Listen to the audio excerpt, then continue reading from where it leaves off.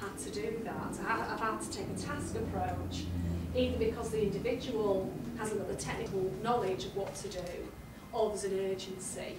And I know I feel quite uncomfortable when those situations arise. But if you think about emotional intelligence, about recognising your own emotions, managing your own emotions, and being able to not think about yourself in that, but what your follower needs in those circumstances.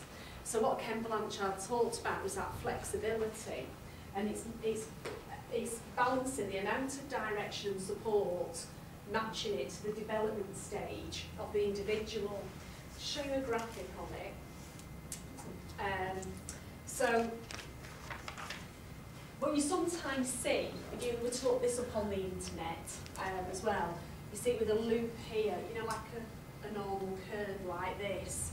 And what he talks about is you often get people who are beginners, enthusiastic beginners, and so you've got a very high focus on the task and maybe not as high a focus on the relationship because you've got to teach people skills and what to do.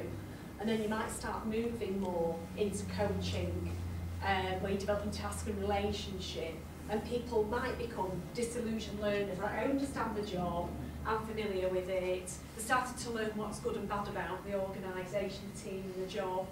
You know, reality starts to set in a little bit. And they start to become maybe a bit more capable, a bit more confident, but perhaps a bit cautious about making their own decisions and pushing on.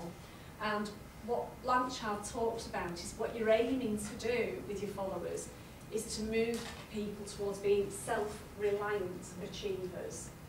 So what you're doing then is more of this coaching and less directing, and people learn how to develop themselves. Does that make sense?